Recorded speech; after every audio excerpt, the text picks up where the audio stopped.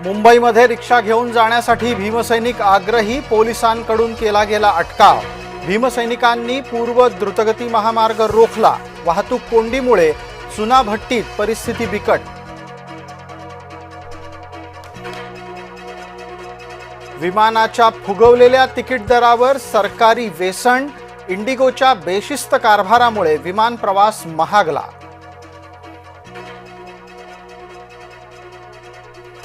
विमान प्रवासाचे नियोजन करत असाल तर विचारपूर्वक करा। हवाई गोंधळ आणखी आठवडाभर राहण्याची शक्यता। सरकारच्या हस्तक्षेपानंतरही विमान सेवा विस्कळीतच। इंडिगोच्या कारभाराविरोधात खासदार सुळेंचा संताप। हवाई घोळावर श्वेतपत्रिका काढण्याची केली मागणी।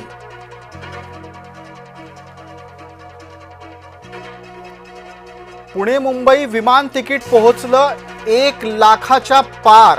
इंडिगोच्या ढिसाळपणाचा अन्य कंपन्यांनी उचलला फायदा।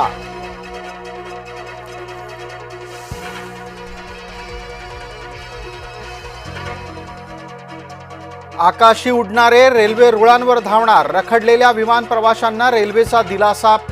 पुणे बंगळुरू आणि मुंबई दिल्लीच्या दरम्यान 18 डब्यांच्या 30 विशेष गाड्या धावणार। तपोवनामध्ये प्रदर्शन केंद्र उभारण्याला स्थगिती। मंत्री गिरीश महाजन यांची नाशिकमध्ये घोषणा। झाडं तोडणार नाही असं सांगूनही मनसेचं तपोवनामध्ये आंदोलन। मनचिसे उतरली तपोवनात। अमेय खोपकर यांचं अनेक कलाकारांसह आंदोलन।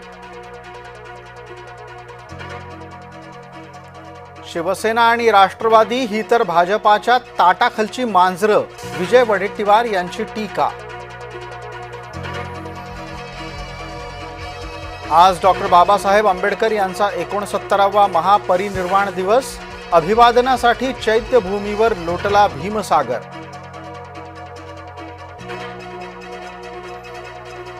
उद्धव ठाकरेंनी चैत्यभूमीवर महामानवाला केलं अभिवादन। अभिवादनाला ठाकरे पितापुत्राची हजेरी। मुख्यमंत्री आणि उपमुख्यमंत्र्यांनी संविधानाची प्रत वाटून आंबेडकरांना केलं अभिवादन। चैत्यभूमीवर उपस्थितांनी व्यक्त केली आदरांजली।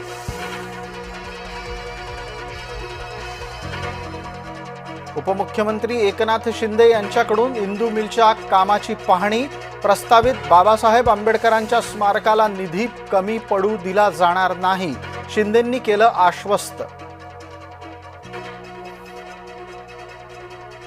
ठाण्याचा घोडबंदर घाट 24 तास बंद राहणार। शनिवारी रात्री 12 वाजल्यापासून रविवारी रात्री 12 वाजेपर्यंत घोडबंदरवर अवजड वाहतूक नाहीच।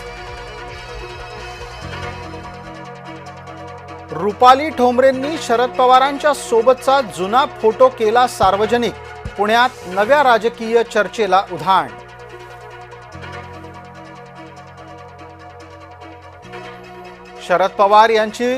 शरद पवार यांनी रुग्णालयात जाऊन बाबा आढाव यांची घेतली भेट। आढाव यांच्यावर रुग्णालयात सध्या उपचार सुरू। जामखेडची नृत्यांगना दीपाली पाटील हिचा मृत्यू वादात। संदीप गायकवाडकडून दीपालीकडे लग्नासाठी हट्ट। हट्टामुळेच दीपालीची आत्महत्या, तिच्या आईचा आरोप।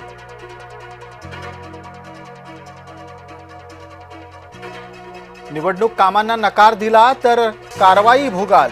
महापालिका प्रशासनाचा कर्मचाऱ्यांना इशारा। भाजपाच्या उमेदवाराविरोधात मनसेच्या पदाधिकाऱ्याकडून व्हिडिओ व्हायरल। भाजपाच्या कार्यकर्त्यांनी मनसेच्या पदाधिकाऱ्याला केली मारहाण।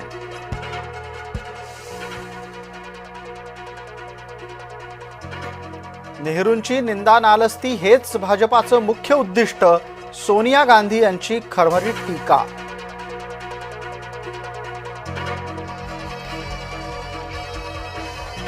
एकनाथ शिंदेंच्या स्वप्नातल्या ठाणे मेट्रोचं डिसेंबरमध्ये सुरू होणं अवघडच। अनेक स्थानकांची कामं अद्यापही अपूर्ण।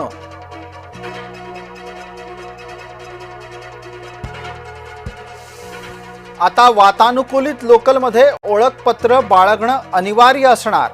एआयच्या माध्यमातून बनावट तिकीटं बनवणाऱ्यांवर रेल्वेनं उचलला बडगा. बीड ते वडवणी रेल्वे मार्गावर इंजिन चाचणी सुरू. 10 डिसेंबरला आणि 11 डिसेंबरला होणार यापुढची तपासणी. कुनो अभयारण्यामध्ये चित्त्यानंतर आता चित्त्याचं पिल्लू आढळलं मृत. अवघ्या 10 महिन्यांचा मादी बछडा मृत झाल्याचं समोर.